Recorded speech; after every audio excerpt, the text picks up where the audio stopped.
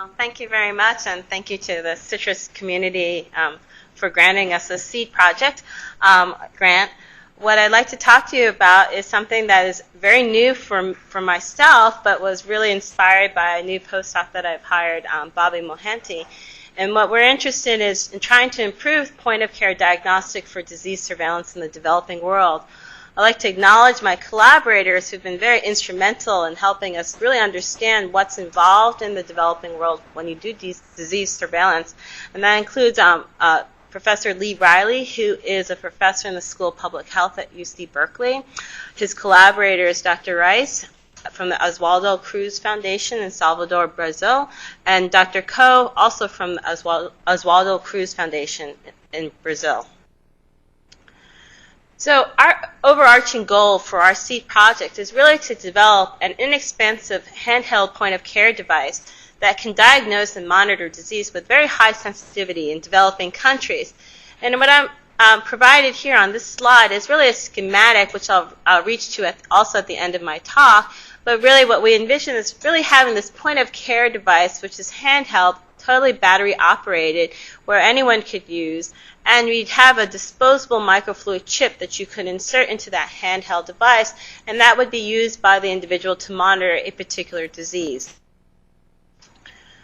So as an outline of my talk, what I'd like to talk about is really give you some motivation for the disease that we would like to investigate.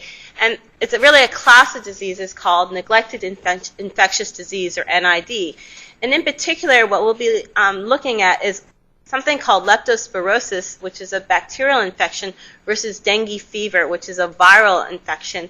And what you'll learn in the first parts of my talk is that at the very beginning of infection, these two diseases are nearly indistinguishable from each other. In fact, they really present with the same types of symptoms, and thus making it very hard to determine which is which. And unfortunately, in the third world countries, dengue fever is the more popular disease, and so people just assume that individuals have dengue versus leptospirosis. And that becomes a problem, particularly if someone has leptospirosis, because all that's needed to treat that individual would be an antibiotic. And unfortunately, that's not given, and people do die. I'll also talk about the epidemiology of the disease. I'd like to focus on ways that are currently being used to diagnose these two diseases in the third world countries, show you how we believe that the microfluidic-based Pore technology that we're working on can actually be instrumental in diagnosis for these two diseases. And finally, I'll end with a summary discussion of our project, including the scope, the challenges, and who really will be involved in our team. So neglected infectious diseases, oh dear, we lost a slide, we lost a picture.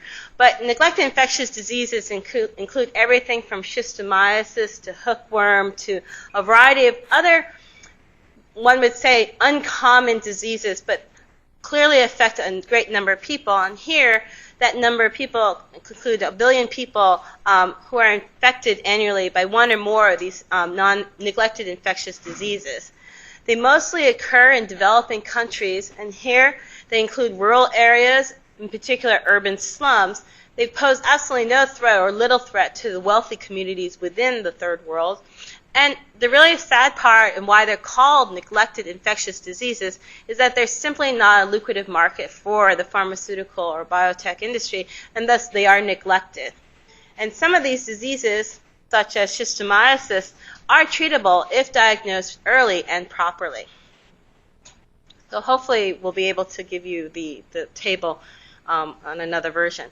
So what I like to focus on, which is what our team is going to work on in the next year, is looking at leptospirosis and dengue fever. These are two neglected infectious diseases that occur in very large epidemics in the urban slums of Brazil during the rainy season. And in fact, just a few weeks ago, Brazil had one of its first major epidemics of the year with dengue fever, affecting more than 50,000 people in a few weeks ago. Oops, sorry. Okay, so, all our pictures are not coming out. This is bad. Oh, okay. Well, there was a picture of leptospirosis bacteria. I apologize. As I mentioned at the very beginning, it is a bacterial infection that's transmitted by rat urine. It is considered an occupational disease. Rice workers, farmers, fishermen, and sewer workers are all affected by this. Anywhere that they get exposure to sewage water, as I mentioned, it is a bacterial infection, and if you could see the picture, it's actually a spirochete bacteria. So leptospirosis initially presents with a very high fever, general myalgia, and a headache. And as I mentioned earlier, it requires an early introduction of antibiotics, usually within 5 to 7 days of exposure. Now, if it's not treated with antibiotics, and here antibiotics include penicillin and doxycycline, what will happen is that it often leads to kidney damage. And that kidney damage rapidly becomes kidney failure, and about a quarter of those who are not treated will end up dying. It is difficult to diagnose because, as I mentioned before, the symptoms are nearly identical to dengue fever in the first 5 to 7 days. And again, because dengue fever is much more popular, the assumption is you have dengue fever, and so there's just really limited awareness in the third world countries for this particular disease. Dengue fever, in contrast to leptospirosis, is a viral infection that is transmitted by mosquito.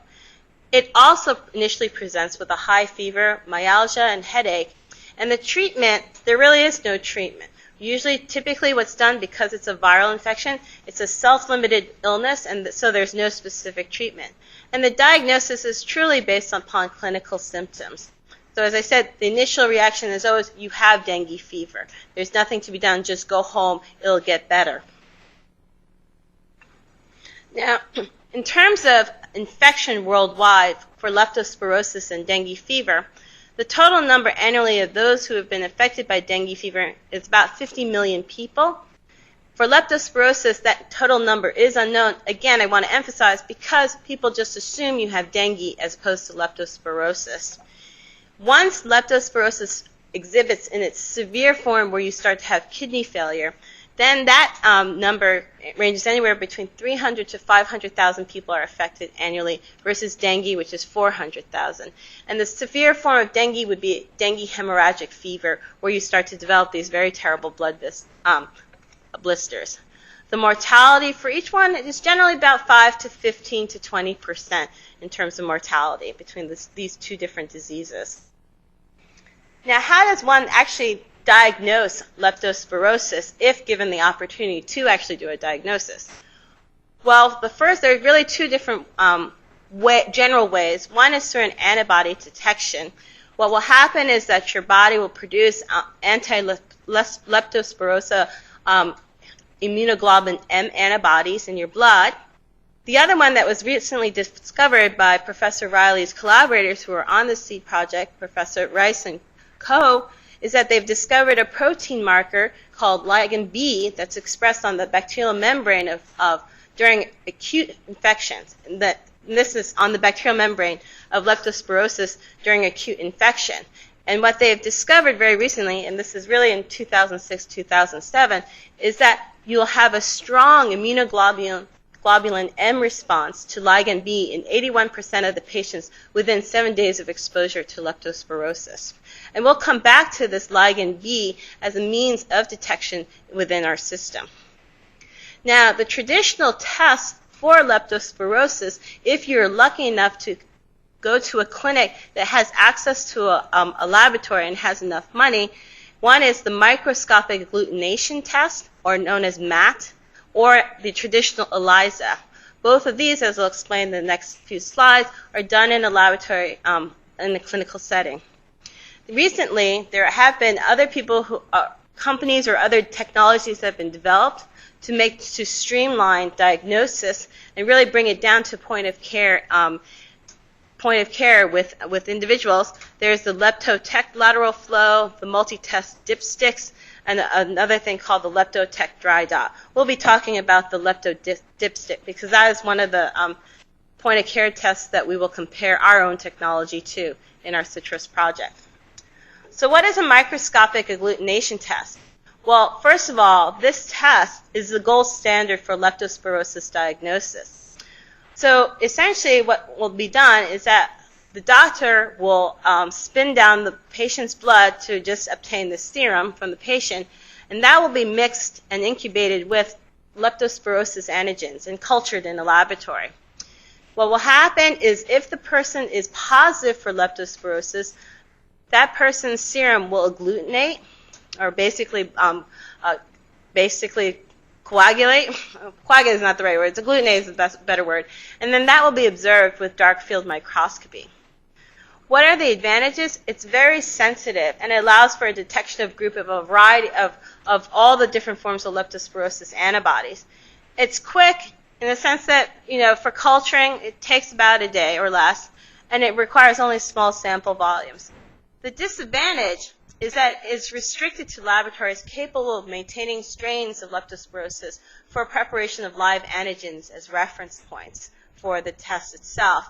And as you can imagine, when you're people who live in the urban slums of Brazil, it's not exactly they're motivated to go to one of these big-time laboratories to actually get such a test done. And that's going to be a problem throughout that I'll discuss at the very end with point of care in general. Another technique is called an ELISA, or Enzyme-Linked Immunosorbent Assay, whereupon what you do is really build a sandwich assay on top of a substrate, and you look for a completion of that sandwich assay, which includes an antibody and an antigen.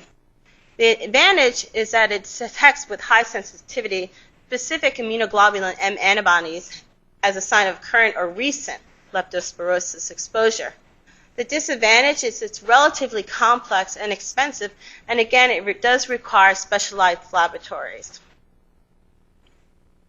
Now, recently, there's been an introduction in sort of a trial or clinical form down in Brazil and other countries, and that's called the Lepto Dipstick, whereby what you do is basically you have your active antigen band and a reference band. The active band is on the bottom of the dipstick, and the reference is on the top, and essentially you expose it to the serum of the patient, and essentially you look to see if bands are created on that the lower band is created. If the band shows up, essentially you have presence of immunoglobulin M, which means that you have been exposed to leptospirosis. The advantage is immediately obvious. It's simple to use with absolutely no sophisticated training needed to operate. So literally, these are dipsticks that are on a cellulose membrane. The disadvantage is it's not very accurate, and you'll see in the next slide how inaccurate these dipsticks are. And thus, oftentimes, the microscopic agglutination test is often needed to back up the result from the lepto dipstick. So you can have a quick analysis, but you definitely need to follow up with the more expensive analysis to determine whether or not you either have leptospirosis or you have a false positive. Now, overall, the performance of rapid tests, we were pretty shocked, my postdoc and I were pretty shocked at how horrible, somehow translating from Mac to PC, things got a little messed up. I apologize. But overall, the performance of rapid tests in terms of sensitivity, it's really shockingly low. For leptospirosis, here in the first circle, red circle, for the dipstick and another type of rapid test for leptospirosis, sensitivity is at 22%, and I believe that bottom one should have been 15. It should have been 15%. So you can see how, and this is done at the very beginning to determine whether or not you have leptospirosis in its acute phase. In the convalescent phase, where things are now happening and it's definitely developing and progressing, that sensitivity does increase to 82% and 91%. But I think that, obviously you want to be able to treat someone with leptospirosis with the antibiotics in the acute phase. And if your dipstick is only giving you 22% and 15%, it's a really bad situation. So this is a real Achilles heel for all these rapid tests right now of what's coming out of the clinical test at the moment. This data is from 2007, so just last year. So what I'm going to talk about is really the thing to know from just these few beginning slides is that MAT, the microscopic agglutination test, and the lepto dipstick really represent the extremes in disease surveillance. Lepto dipstick would be ideal if it were highly accurate and that you could use it and bring it to the individual who may be sick so that that person doesn't have to go to the clinic. Or even if that person could go to a clinic, then that clinic doesn't have to be so sophisticated. MAT represents the extreme end of it, where you need to have a sophisticated laboratory in a clinical study to perform the test. And so that's why I say that they represent the extremes in disease surveillance. So the question really is there anything better? And I'm hoping that I can convince you that the answer is yes, and it'll be based upon our microfluidics-based Pore technology. What I'd like to do now is kind of shift gears. Now, hopefully I've presented you sort of like a background of the problem at hand, being able to detect leptospirosis versus dengue and why that's so important. But now what I'd like to do is sort of describe to you about our Pore technology. So we're kind of going to take a couple of steps backwards just to explain what this Pore does and why it's really interesting and how I believe it can be competitive to those dipsticks and in terms of sensitivity. So my group has been studying protein pores for about 7 years. And what we found is that they're so finely tuned to respond to a single molecule that they really could represent a new way of doing biosensing. So as an example of a protein pore, one could just look at the ion channels in the cell, where these ion channels consist of proteins that allow specific ions to pass through, such as calcium ions would only pass through a calcium ion channel versus potassium or sodium.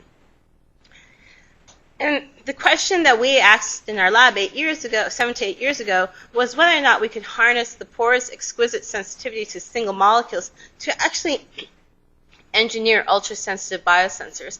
And ultimately, what we wanted to know is whether or not we can learn from or copy nature in this way. What we were aware of at that time, back in early 2000, is that there was a natural occurring protein that was being used as a biosensor, and that was called alpha-hemolysin. And that's a protein pore that comes from the staph bacteria. And it's actually the protein pore, that will allow the staph bacteria to basically inject poison into your intestines. Now, on the left, what you can see is a crystallographic structure of alpha-hemolysin, and you should note the dimensions of the entrance and exit of the pore, 3 to 4 nanometers at the entrance and 2 nanometers in diameter at the exit. Bezrikov in 1994 was able to suspend this alpha-hemolysin across a lipid bilayer, across a Teflon hole, and what they were able to do was something called resistive pulse sensing, or RPS. Now, what's RPS? It's nothing more in the end nothing more than the Coulter counter technique of particle sizing. So what I have here is a schematic of an idealized pore that's connected to 2 reservoirs. Alpha-hemolysin would be lateral and be connecting the 2 reservoirs. And what you do is you just measure the current across this pore. When there's nothing inside the pore, you measure some constant current, which is denoted as 1 in the current versus time slot graph. And then as a particle passes through, oftentimes that particle is an insulator or a dielectric compared to the conducting fluid in which it's suspended. And what will happen is that particle will displace a certain amount of conducting volume inside the pore. And so as a result, you'll see a drop-off in current. So in 2, on the current versus time graph, 2 corresponds to when the particle resides inside the pore. And then once the particle finally exits and enters into the next reservoir, the pore once again fills up with fluid, and you see a rise in current. And this is called resistive pulse sensing because ultimately what you see are pulses, resistive or current pulses, that correspond to a particle passing through. So, wow, translation from Mac to PC doesn't work very well. Again, many apologies. So here's just an example. This was done by Hagen Bailey in 1999, where what they did was, again, they did resistive pulse sensing with alpha-hemolysin. And what you see is that essentially when there's nothing passing through the pore, you get constant current. But then when something passes through, and this was a beta cyclodextrin molecule that passes through, you see current pulses. Things are inverted because they kept the negative sign of the current. But in the end, you do get current pulses. What are the limitations to using alpha-hemolysin? And it all comes down to stability of the pore and the lipid bilayer. Once you do one measurement, you've destroyed the lipid bilayer, so it's no use to you for another measurement. And in the end, as an engineer, you would want to know how could you create an array of pores to measure simultaneously, and that's very difficult to do. And in terms of a point of care, obviously this would be highly inefficient, though sensitive. And so the quest had been to move towards artificial pores. So the biggest group who's worked on artificial pores has been the group of Dan Branton and Gene Golchenko at Harvard. And what they did was basically do argon ion drilling across the silicon-nitride membrane. And this is just a schematic of their technique, which is more complicated, I think, or it looks more complicated than it actually is. And ultimately, in the end, what they're able to do through this argon ion milling and basically redeposition of material through their pore, through their hole, is they essentially would have a 60 nanometer hole that they can eventually close up to about 2 nanometers in diameter. What they're trying to do has been to essentially try to do sequencing of single molecules of DNA. And here what you see in this slide is just current versus time of their passing double-stranded DNA through their artificial pore. And again, you see constant current until a DNA molecule passes through. I should say that the measurements done here, as well as with the alpha hemolysin, is really all stochastic. You just basically wait until something happens. Not exactly efficient. So what are the limitations? To create an array of nanopores to measure simultaneously is extremely difficult. With ALD, you can actually make 10 by 10 arrays, but still it takes a lot of work to go through. And the uniformity of pores is very difficult. So again, as a point of care technology, you really do wonder how efficient this will be. So what I want to show you is how we've overcome all these limitations to all the pore devices that have been developed, and again, emphasize how we'll take this into a point of care technology. So what we've done is developed something that we call the on-chip artificial pore, and this is a schematic. What it really consists of are 2 reservoirs and a pore or channel that connects the reservoir that are embedded in polydimethylsiloxane. This is nothing more than a silicone rubber that you use to caulk up your bathroom tiles. You can get it at Home Depot. And essentially what we have are these embedded structures in the PDMS, which we then permanently bond onto a glass substrate. We use permanent bonding here is just using heat. And we also have electrodes that are fabricated on a glass substrate. And we use 4 electrodes to do what we call 4-terminal measurement, whereby what we do is separate the current and voltage leads so that we're strictly measuring the current across the pore. We use applied pressure through cored holes of the PDMS to drive cells, what have you, or colloids from one reservoir through the pore to the next reservoir. What I'll show you is that we can detect colloids, and that will be the key to our assay for leptospirosis. But in addition, I'd just like to highlight that we can also measure cells and their surface receptors and single molecules. And the key point here is that with resistive pulse sensing, everything that we do is label-free. So it speeds up the process considerably. This is in comparison to MAT through the microscopic agglutination test, where you need an optical microscope, and ELISA, where you have to deal with fluorescent markers. How do we fabricate our artificial pore? It's very simple. We use Soft-Lithography, which is already given to itself in terms of manufacturing. What we'll start off with is a negative release structure that we make on a silicon wafer using just general lithography. What we do is we pour PDMS onto the surface of our negative release structure, and by curing it, what we're able to do is then cut out the relevant device, peel it off of our device, off of the silicon wafer, and then take that molded PDMS and hermetically seal it onto a substrate. The beautiful part about soft-lithography and this technique, which was invented by George Whiteside's group in the 1990s, is that really all you need is just a few relief structures, and you can always cast off from that with the PDMS forever, or as long as you don't destroy your negative relief structure. So what I show you here is really a photograph of our on-chip artificial pore. And what you can see is here's the pore. This particular pore is quite large. It's actually used for some of our cell work, but it's a nice photo to show you here are the components of the device, the pore, the reservoirs, and just also to show you the practicality of our device. We do include filters that are the same size as the pore, such that you won't be so that you'll be able to exclude any kind of debris that may be in solution. Everything is completely quantifiable within our pore, and I just throw these out just so that you know that if you have a certain size pore of a given diameter D and a certain length L, you can determine the size of the particle that passes through. There are two limits when you solve the Laplace's equation for the electrostatics part of this problem, whereby if the particle is comparable to the size of diameter of the pore, or if the particle is much smaller to the size of the diameter of the pore. Here what I show you is a monodispersed solution of colloids. These are, the next few slides are proof of principle. And essentially what we've done is we've taken a 1 micron by 1 micron by 9.5 micron pore, and we passed through 87 nanometer colloids. The current, it's normalized current versus time in the graph. And what you see is noisy data, but nonetheless, you clearly see these current pulses that we can measure. And you notice it's a monodispersed solution of colloids, so all the pulses have the same magnitude and size. Magnitude corresponds to the size of the particle.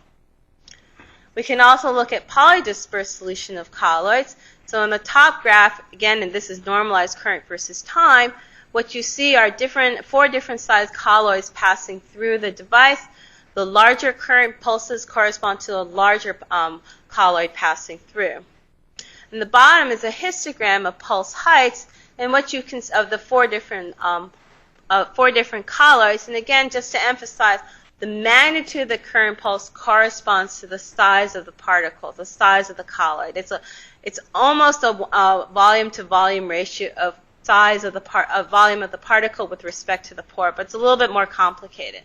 Nonetheless, what you see here is that our device resolution is pretty darn good. This is before we can do hydrodynamic correction, but if we don't do any corrections, the device resolution is plus or minus 10%, and this is consistent with the intrinsic variation of 2 to 4% is given by the colloid manufacturer. So pretty darn good. How does our data correspond to those two ugly equations that I showed earlier when you solve Laplace's equation to have a predictive component of what you're measuring?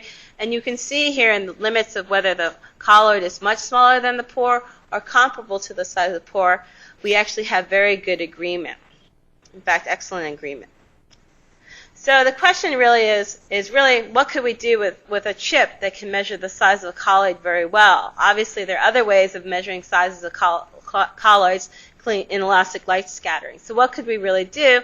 This was done by a former graduate student of mine, Omar Sala, and what he recognized is that we could actually create a novel immunoassay. So now I'm transitioning to how we think that we'll be able to detect leptospirosis. Okay, and so what is our novel immunoassay? Well, essentially what we could do is we can take a colloid and coat it with an antigen, and the colloid would have a general size D. And then if we bind a specific antibody onto that specific antigen, the size of the colloid will increase by some delta. The beauty of this novel immunoassay, and I should give you we'll see in the next slide, but delta here, if you take a half micron size colloid, delta here corresponds to about 5 to 10 nanometers. Now, what is the beauty about this immunoassay? Well, in comparison again to the microscopic agglutination assay to an ELISA, what we're doing is we're just detecting the size of the colloid. There's absolutely no labeling involved, and it's generally applicable to a variety of ligand-receptor pairs. And again, the emphasis is that there's no labeling involved. Here what you see is I want to just show you right away that it does work. What we have here is a histogram of number of colloids versus colloid diameter. This was taken with a 1 micron diameter pore, 10 microns long. And what you see is we've taken a streptavidin-coated colloid. The average size is about 5-10 nanometers. When we added the anti-streptavidin, which is the specific antibody to streptavidin, you see that the colloid size has increased by about about 10 nanometers, and the average size is about 525 nanometers. So it is highly accurate. I should also mention that that sample volumes, the number of colloids that we're measuring, is just about a couple hundred of each, and we already know our answer. The test takes about a minute or two to do. So as a control, just to show you that we've done the appropriate controls to show that our immunoassay works, what you see here is really data that corresponds to 5 different devices. So the error bars shown correspond to results of 5 different devices. What we have here, again, in the gray histogram, the gray box, corresponds to the average measurement of a streptavidin-coated colloid. In the red corresponds to when we've built up our assay. We've added our specific antibody, anti-streptavidin. You can see that the size has increased by about 10 nanometers or so. And then, excuse me, what we also tested was, because proteins are sticky, we added an isotype control antibody. The antibodies stick in various conformations and configurations on the colloid, and if you can see that the size increases not nearly as much as when there's a specific binding between antibody and antigen. So this is a specific control. This was done with a 1 micron diameter pore, 10 microns long essentially, at 1 psi. Now, what I'm going to show you in the next few slides are what we've done in terms of what kind of immunoassay we've done with our device. Oops, I'm sorry, I'm talking also about quantification. Okay, so in terms of how sensitive we are in terms of quantification, well, what you see here is a titration curve that we created for colloid diameter versus antibody concentration. And what you see is our dynamic range for the concentration of colloids we use range anywhere from 0.5 micrograms per mil all the way up to 5 micrograms per mil. And the blue vertical line corresponds to Bradford protein assay, so the traditional technique to determine dynamic range and saturation. With a decreased colloid concentration, our sensitivity does increase to about 10 to 50 nanograms per mil, which is more than plenty to detect leptospirosis antibodies in the body. Now here we have what I'll talk about in the next couple of slides is 2 different types of immunoassays that we've developed. One is called an inhibition assay or competitive assay, and whereby what we're really doing is really determining whether or not there is an antigen present in solution. And so what you see is what we've done is, in the last one in the green column, what we've done is we've tossed free streptavidin in solution, allowed the free streptavidin to bind the binding sites of the anti-streptavidin so that they no longer could bind onto the colloid. There would be some antibodies that still bind onto the colloid, but the colloid itself is not fully covered with the antibody antigens. And as a result, the size increase is not nearly as much as when there's no free streptavidin in solution, which is denoted in the red bar. So in this way, we're able to sense and detect specific antigens in solution. The next type of assay that we've done is really an ELISA assay or a sandwich assay, and whereby this just describes to you sort of that sandwich assay itself, where we have a colloid, we have an antigen, streptavidin, we bind it to a primary antibody, we have our free antigen solution, which then reacts with a secondary antibody. And essentially, you have a sandwich between 2 different antibodies. And what we've done is essentially do a sandwich assay on our colloid to detect Streptococcus group A bacteria versus group B bacteria.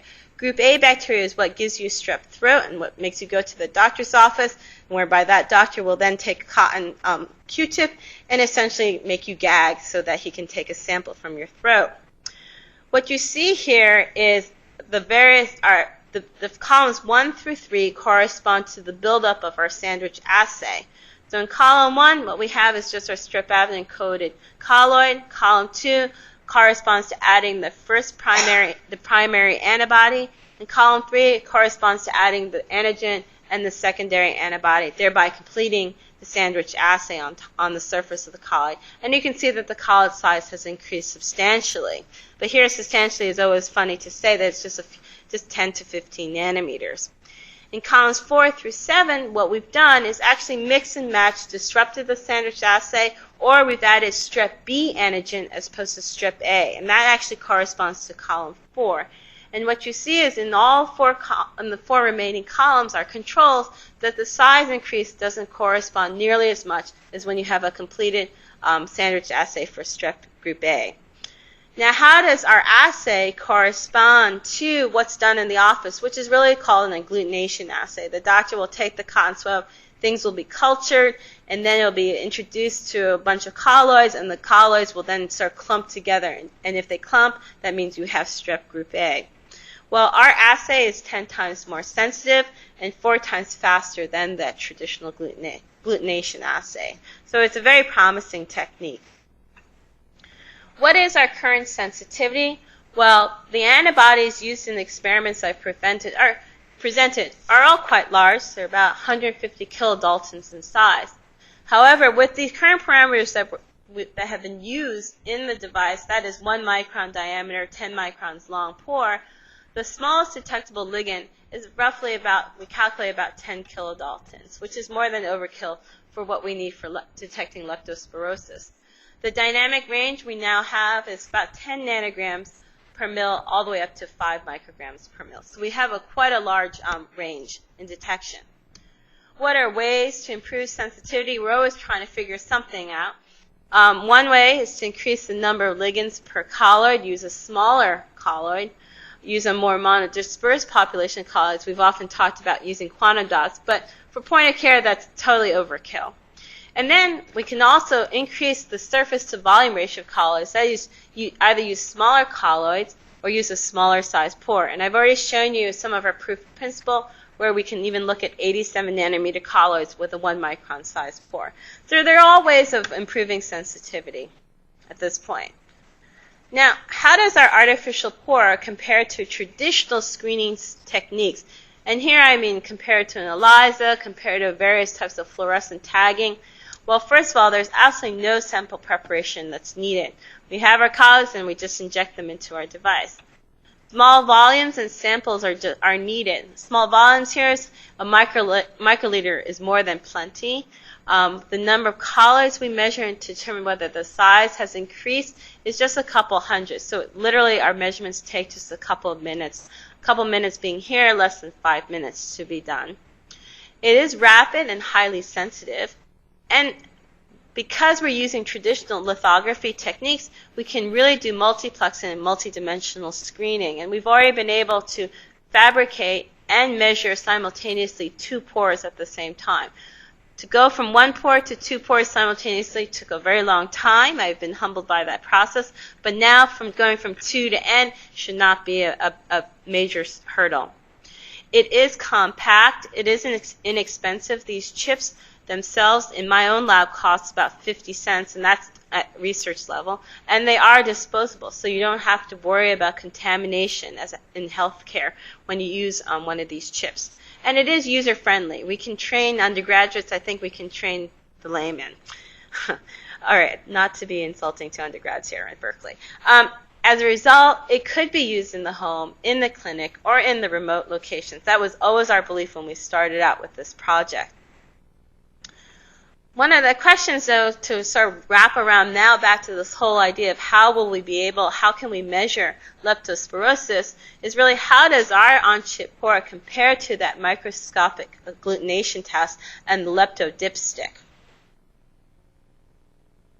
Well, here's a comparison that we've come up with, and I think it's not at all exhaustive.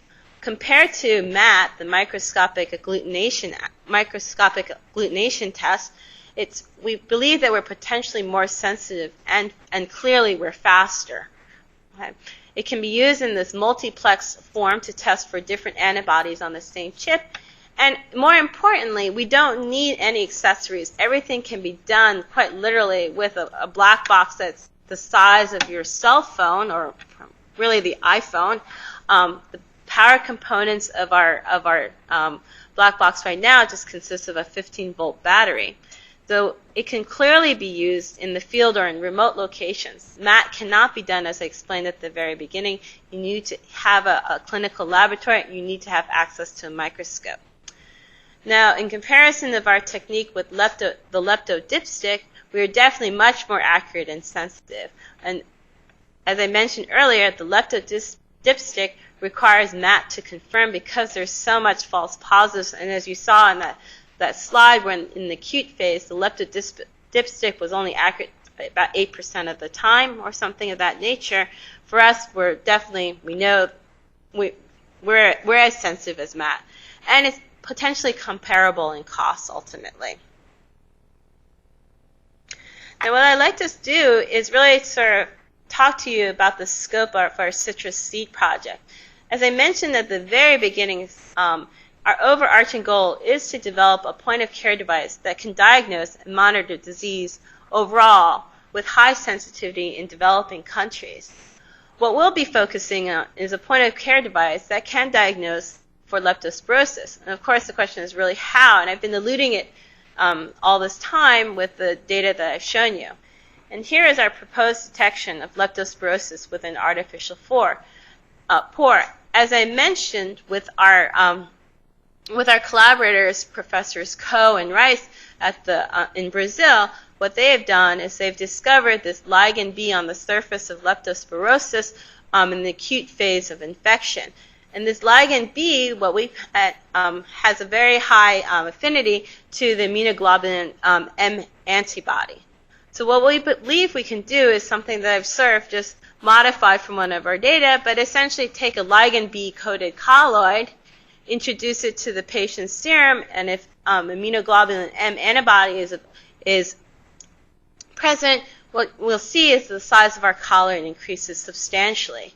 If we have a control antibody or something, and in fact immunoglobulin G antibody, I believe, is what's present for dengue fever, what you'll see is that the size will not nearly increase as much as when you have the IgM present in serum. So with this very simple way, we believe that this is how we'll be able to detect leptospirosis with an artificial pore. So I'll just pause here because this is really the key of how we'll do our detection. Again, we'll be able to take a ligand B-coated colloid, have it bind to any available IgM antibody, and we'll see a size increase. And that's how we'll be able to detect whether or not a patient has leptospirosis.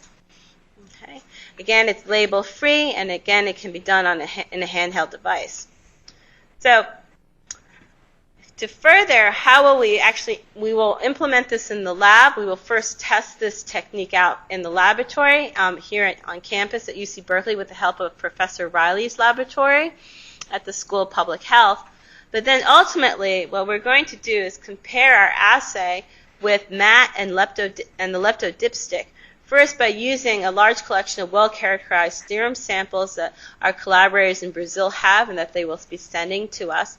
And then we plan to do field studies in Salvador, Brazil during the rainy season when the epidemics of dengue fever and leptospirosis will occur.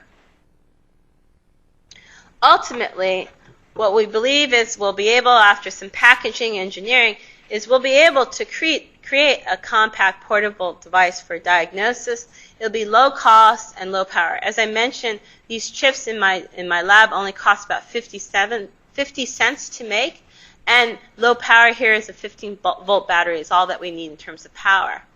I think that what's exciting is that in a general way, our device could be used to perform epidemiological surveillance of disease when it's critical for the management of outbreaks and disease elimination. What are some of the project challenges that we believe we will encounter? Well, there's always a question when you deal with antibodies and antigens about shelf lifetime, and that's something that we will have to check, obviously. However, the chemistry to actually work with these colloids and to functionalize them with the specific antigens or antibodies is very general, and we could teach people how to create these colloids right down there in Brazil. But obviously, it would be nice to know that you could have a very long shelf lifetime with minimal refrigeration. There is always a question of user interface. What will we have to do to really make sure that the layman could use this, or we could train someone very quickly? Again, the question is always packaging for a resource-limited environment. It's very easy for me to say that all we could do is get a packaging engineer and develop something that's handheld, but I definitely know that it's a lot more involved than that. So we'll have to consider that as a major challenge. Then two other challenges go beyond just the project itself. And one is the implementation of this device or any type of point-of-care device at these clinics in the third world countries. That will be enormously challenging, as we've discovered from Professor Riley. And really the second one is really how to get acceptance by the community to test for leptospirosis instead of assuming that an individual has dengue fever. So we're really tackling with things that go beyond just a medical challenge. It really comes down to sort of changing the psychology of people to say, well, maybe this person has an unknown disease as opposed to just assuming it's a dengue fever. And really the implementation of a device at clinics. What I've learned from Professor Riley when I presented this whole idea of point of care is his question to me that he posed was eye-opening, which is how was I going to convince someone who lived 10 miles away from a major clinic to use this point of care device? And if he had a positive result, how was I going to convince him to take a day off from work and have him walk 10 miles to the clinic? I don't have an answer for that, but it was eye-opening, and that's a challenge, I think, for anybody who does point of care technology in the third world country to really to try to tackle. So right now we're just aiming for having our device be implemented and tested in the clinical setting in Brazil. I believe that this project can go well beyond detection of leptospirosis. I think there are other applications that one can use in the third world countries with our device, and that includes detection of TB, HIV, and influenza.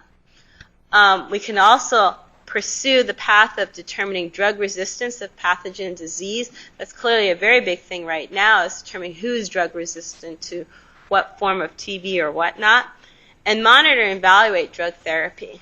And again, I bring up this whole issue of being able to investigate epidemiology of disease for management of that disease. So this is my last slide. Who are the team players? For assay development and testing in the SEED project, it includes Swamitra Bobby Mohanty, who is a newly hired postdoc in my group. He's really the driver. He's the one who has all the passion, and he really has gotten me very excited in this project and of disease surveillance overall. And the assay and field testing will also include Professor Riley, Professor Rice, and Professor Coe, two of which are already down in Brazil. And the plan is that during the rainy season, we'll be sending Bobby Mohanty down to Brazil to work with Professors Rice and Coe to actually do some field testing himself. So with that, I thank everyone, and I'm open to questions. So we have a couple of questions. I've actually got a couple by text messaging already, wow. Which is how this works. So let's take one in the back. Yeah. And your introduction too, please. My name's Tony King. Let me propose an alternative idea, which is when dengue is assumed, instead of using your device, they would automatically give the course of penicillin. Penicillin is pretty cheap. Now, how would that compare to using your device and amortizing the cost of your device and that would be and the number of cases that your device might miss that would go on to? And that would be the best possible situation. In fact, that was my immediate reaction. Why not just immediately assume and give antibiotics? And the problem is that you'll end up, you could potentially start spreading antibiotic resistance to leptospirosis or whatnot. And that poses a problem. I mean, penicillin and doxycycline are very cheap, so you wouldn't think that cost would be a factor. But I think it's because of the antibiotic resistance it could create within the population. And that's why people would prefer to do a test before giving out the antibiotics. At least that's my understanding. You're saying that leptospirosis might be present in someone with dengue, but it wouldn't be a clinical case of leptospirosis, and then that would somehow develop that. Well, let's say someone who may have instead dengue fever as opposed to leptospirosis. You think, well, we're just going to assume he has leptospirosis. You give him the penicillin. That person then could develop resistance, so that if that person is exposed to leptospirosis subsequently, that same antibiotic may not work. People don't develop resistance. The disease develops resistance. So if the disease is not present, then it's not going to have any effect on causing resistance. I think the difference here is that there's a short-term approach that's very beneficial to the patient, but there's a long-term approach that may be quite unbeneficial. disease or to the treatment of the disease. And those two incentives are not exactly aligned in the approach, right? Yeah, malaria, for example, they used to blanket everyone with the malaria treatment, the malaria tablets. Now, the problems in the malaria, as you said, is a better resistance to the treatment. So then what you're using doesn't work anymore, and they have to find something else better. And a similar thing can happen in this case. What's Your point is taken, though, about the leptospirosis. I realize I misspoke, that it would be the organism itself that develops the resistance. In which case, now I'm back to it, and I'd have to investigate. Ask Professor Riley. It could be if they did incomplete treatment of penicillin and leptospirosis was not killed off, then you might have a leptospirosis that was resistant. That's true. I mean, okay, and then I agree with you. And the only other thing that I can think of right now is also what Professor Riley had told me, is that a lot of these people, it's just the doctors could assume dengue, but also the patient himself or herself will assume dengue. And then they'll just know that, oh, if I have dengue, I just have to ride it out. And so they don't have to take time off from work to go and get diagnosed, get the penicillin or doxycycline. So I think that there's a lot of social things involved as well as why. But you raised a good question. I'll have to. Because the question that occurs to me is that if you can carry this device around, you can carry the penicillin around. So it's a question of access. That's okay. I don't want to belabor this. But project. Yeah, I understand that now. So. I mean, it's interesting. There was a question that I came up with this is you mentioned there are actually some n-dimensional analyses that are possible, and it sounds like part of the problem is actually differentiating the dengue infection from the lepto infection. Given a sample without any prep, are you saying that with your approach you can actually differentiate between what type of infection there is? We should be able to, right? So that may actually help the actual antibiotic choice, for example. Well, I imagine it's probably the same antibiotic, but or very similar. But that may actually help the diagnosis to figure out whether an antibiotic is appropriate or not, and whether to just write it out. Correct. One of the questions is, does the size determine the actual current change, or does the actual charge in the molecule differ? It's actually the size. For the size of the pore and the signal-to-noise ratio, it's actually the size of the colloid, not the charge. We do see some effects of charge, but it's minor compared to. Can you detect that, or is that? Yeah, with a smaller size pore and a variety of other ways of fiddling around with our current measurement. And you also said that there were need for antibodies to form the colloid, and there's this problem of short shelf life. Could inert molecules be the label? Not the label, but sort of the colloid-forming entity to help the detection, and which would have longer shelf life, obviously, or other mechanisms that. It's a great question. I don't have an answer. I've never thought of it that way. So what do you mean by inert? Something would have, in this case, just a longer shelf life than just a biomolecule like an antibody. So, for example, chemical compounds have been used as labels. Right? Maybe you use a label that's really cheap that just tags it. Yeah, because you're still just detecting changes in size. So yes, the answer would be yes. I mean, one thing that we've tossed around is if we could hook up with a really good chemical engineer who knows lots of polymers, is somehow have that polymer colloid swell upon reaction. And I think that would be some way of basically creating longer shelf life. But it's a really good question, and things that we haven't yet pursued and thought of at this point until now. So this is part of my job at CITRIS. There are a couple of people that might make interesting conversations. One is Dan Fletcher is looking at optical mechanisms to create a hemocytometer, something to actually look using a cell phone microscope, but actually to count cells. You've got the mechanism to actually push cells through individually. Right. There might actually be some very interesting ways to look at a wide variety of infections that rely on hemocytometer. Absolutely. Not just cancer, but other things. That might be pretty interesting. Rich Matthews in chemistry has done some really interesting work. I don't know if this is his particular area, but he may actually have some people that he knows that can actually help with the the more stable molecules and longer shelf lives that might be really cheap. Right, to right. make good tags. So Yeah. another candidate. And then finally, Bernard Boser has worked on dengue fever. I don't know if you've spoken to Bernard. I with have a not Hall spoken. sensor. It's a magnetic sensor that uses a magnetic wash to push. Basically, it's a magnetic molecule that binds to dengue, and he can detect it in a magnetic sensor, a magnetic well.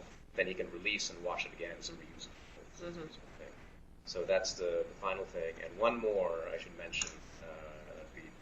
Wouldn't be doing my job if I did. There is this nascent movement within CITRIS to look at all the capabilities of wireless health. Wireless technologies, depending on the country and how remote you're really looking, are getting good penetration. And even among farm workers in the U.S., they have great penetration. Right. So there is the possibility of trying to integrate many of these devices into a single. Like cast a net and then just have it. Yeah, So the major difficulty has been actually reagent of ultra-cheap chips. It seems to be the area of excels and might be a good fit there. Yeah, sounds really great. So anyway, those are the four that came through. Okay. Any other questions? We're almost on. We are out of time. Any other questions from the back? Okay, we are officially adjourned. Thank you. Thank you for the opportunity to talk. Appreciate it.